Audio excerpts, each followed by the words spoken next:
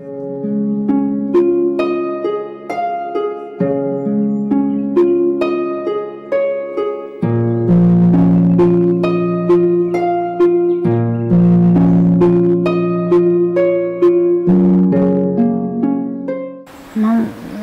2003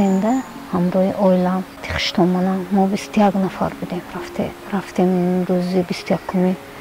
نویابر سفر کردیم روزی 4 январанда رفته رسیم خشتمانم قصداشتگی بودن مردم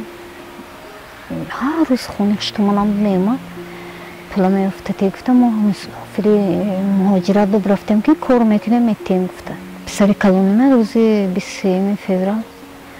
در شهر نیژنی نوگورод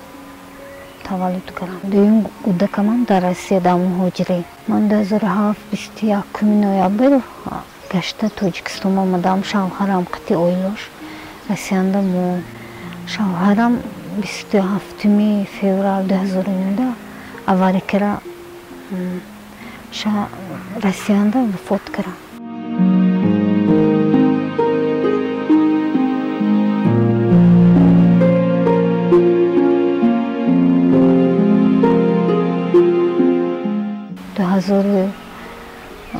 ده کمتر گذشتگی من مسافری رفتم برای که دستم نرسید تاجیکستان آنده کلون کنم بودکم بعدی وای رسیانده کمتر کار کردم من اینجا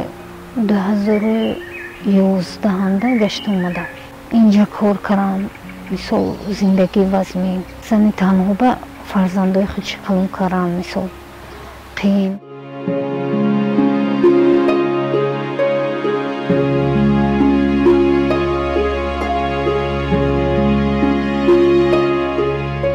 من وقتی در روسیه بودم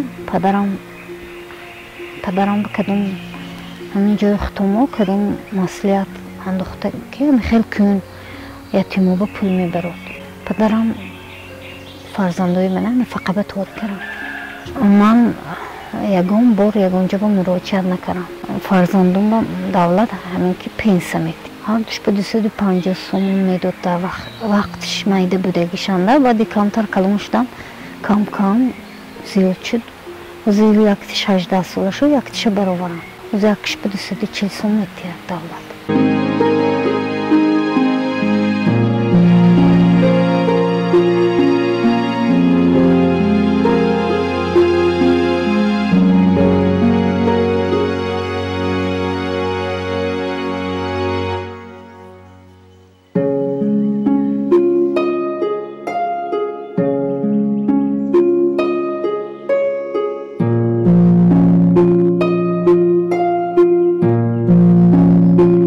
جان کار کنم کافه بکار کنم 40 سومی روزش با